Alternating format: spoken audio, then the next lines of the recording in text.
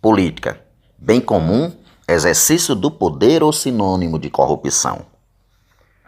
O termo política, mais ou menos como diz o livro Fundamentos da Filosofia, de Gilberto Coutrin e Mirna Fernandes, vem do grego politeia, que por sua vez deriva de polis, cidade, estado, e designa desde a antiguidade o campo da atividade humana,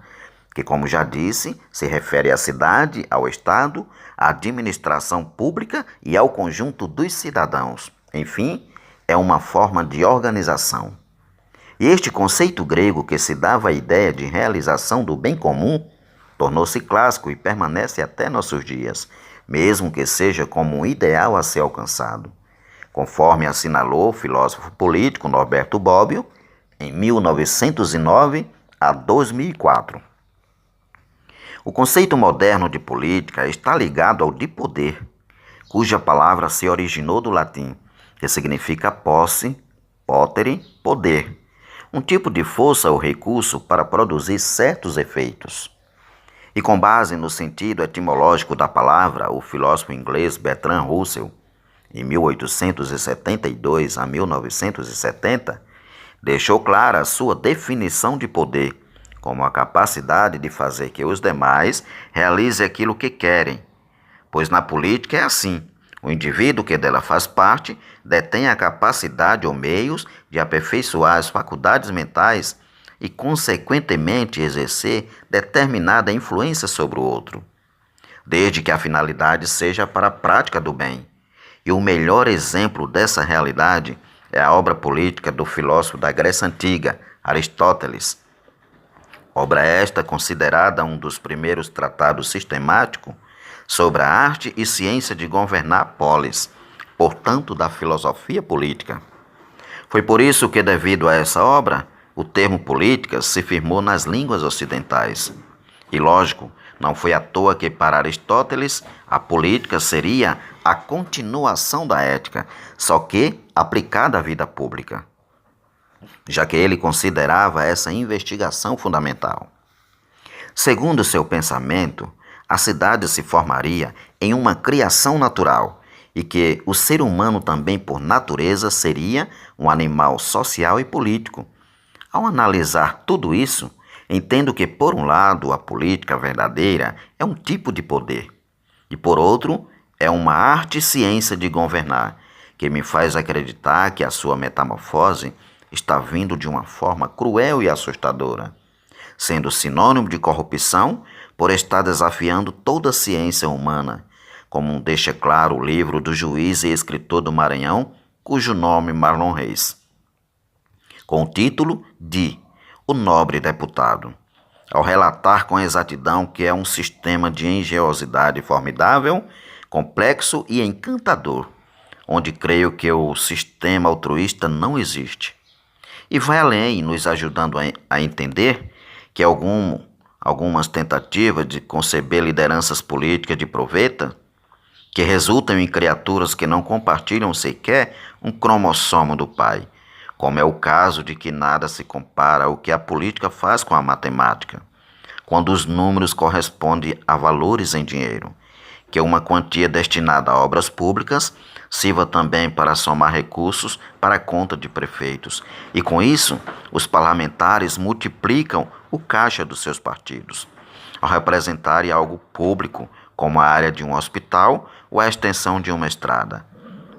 É assim que o todo se transforma em fração, sem que nenhuma operação oficial tenha sido efetuada. Não em um passe de mágica, mas numa contabilidade que se aproxima de uma forma acelerada junto às ciências ocultas, como é o caso dos convênios inconvenientes, das emendas parlamentares e as licitações viciosas fraudulentas, onde fica uma respectiva quantia para cada um dos envolvidos, tudo cautelosamente para não chamar a atenção dos inimigos,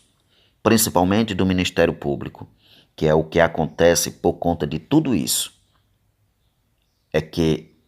uma grande maioria está vivendo na lamúria, escravizada, alienada sem voz e vez, engolida e cuspida pelo sistema capitalista e antagônico, e nem percebe. Quando deveria ser diferente, caso teoricamente a política voltasse às suas origens e colocasse em prática os seus princípios do bem. Desta forma, eu acredito que o fenômeno do tão famoso poder político em toda a sociedade de ser iguais ou desiguais não seria esse poder supremo que vive subordinando os demais. Assim, compreenderemos que, dependendo do uso que se faz do poder político, podemos diferenciar a ação se é voltada a interesse público, particular ou privado. E analisando a realidade dos fatos, chegaremos ao ponto crucial dessa história e descobriremos que as coisas passarão a ser simplesmente ninharias, porque iremos saber que de nada valeriam as emendas parlamentares, as licitações arranjadas, os convênios fraudulentos e todo o esquema maldoso que existe na política, se não houvesse a corrupção da alma e eleitores dispostos a se vender. Estou aqui aproveitando e parafraseando as ideias do Marlon Reis, cujo autor admiro a sua personalidade ao afirmar coisas desse teor, exemplificando que não adianta xingar gerações da família de um político se o mesmo que xinga é vendido, quando sabe muito bem o papel que desempenha no sistema social. Ou mesmo se não sabe e não procura aprender, se aprendeu e não ensina, e se ensina e não faz. Desta forma, não seríamos úteis na reconstrução dessa política desbotada que avilta todos nós. E tudo isso me faz acreditar que se a sociedade organizada analisar tudo isso, voltar atrás e reconhecer seus princípios, verá e entenderá que o governo é do povo e não de ditador nenhum. Até porque vivemos em uma democracia direta que nos dá o direito de sermos movidos pela Constituição.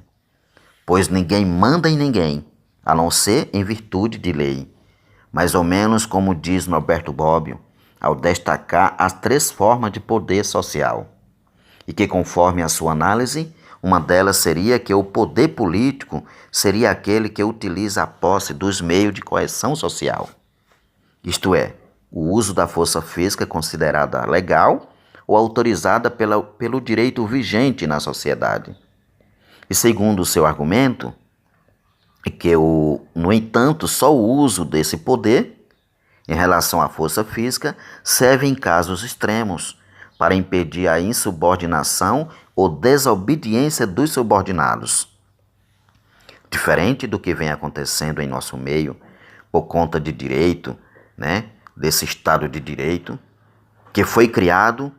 e assumido por um grupo de pessoas, na intenção de cuidar da vida do ser humano e não cuida como deveria cuidar. Regime político este que nem sempre existiu e que diversas sociedades do passado já se organizavam sem essa instituição, pois em meio à população, as funções políticas não estavam claramente definidas e formalizadas em uma determinada instância de poder. Mas na política, a desorganização, o analfabetismo diante de tanta desordem está deixando o poder nas mãos de governo ditatorial, que em troca elimina a participação popular, defende as eleições fraudulentas e proíbe as manifestações públicas que resultam no grito dos excluídos. E para mudar tudo isso, precisamos agir conscientemente, olhando atrás para enxergar à frente, lutando e reivindicando os direitos negados e renegados, tentando não ser escravos, mas sim ser a mudança que desejamos, que você e eu queremos ver no mundo, como diz mais ou menos Mahatma Gandhi, dando exemplo de que a pessoa que se vende jamais irá valer o que se paga, porque o problema de um é o problema de todos. Creio assim que restauraremos este quadro negativo que existe na política brasileira, lutando pelo resgate do antigo termo política, que tem por finalidade realizar o bem comum de toda a população, cuja ponta inicial se originou dos gregos, nossos irmãos, com coragem e não o medo que muitos têm hoje em dia. Sócrates, por exemplo, se unia e discutia em assembleia a melhor forma de governo, um jeito certo de exercer a verdadeira democracia, que hoje está ausente de todos nós, mas incorporada na imagem de uma politicagem que, democraticamente falando, vive transformando essa nossa liberdade em uma ditadura disfarçada, intrinsecamente ligada à alma de um Estado opressor no corpo de muitos dos nossos representantes corruptos, ou melhor dizer, dos seus representantes corruptos. E para mudar essa farsa, devemos nos conscientizar para que possamos politizar essa política maquiavélica e arbitrária da aristocracia, clientelista, interesseira, mesquinha e ordinária, que é regida por políticos arrivistas, vilões intocáveis, psicóticos, patifes e inescrupulosos, que não têm amor ao próximo, por falta da existência de uma recursividade que lhes ajude a saberem que se sabe, sentirem que se sente e em serem conscientes de que são realmente conscientes da realidade dos fatos e da noção da gravidade que causa as suas ações. Por isso, cabe a gente fazer uma introspecção, mudar de mentalidade, fazendo parte da construção de um futuro melhor, onde a política de governo volte a ser uma política de Estado democrático de direito, que valorize de verdade as manifestações populares e que não reprime os direitos de ir e vir de todo o povo sofrido. Pois através da minha e da sua ação, não irá mais nascer, crescer e permanecer um político germicida, psicótico e corrupto em nosso meio. Até porque, desse jeito, a capitania hereditária partidária fraudulenta irá perder seu poder e dar lugar à democratização.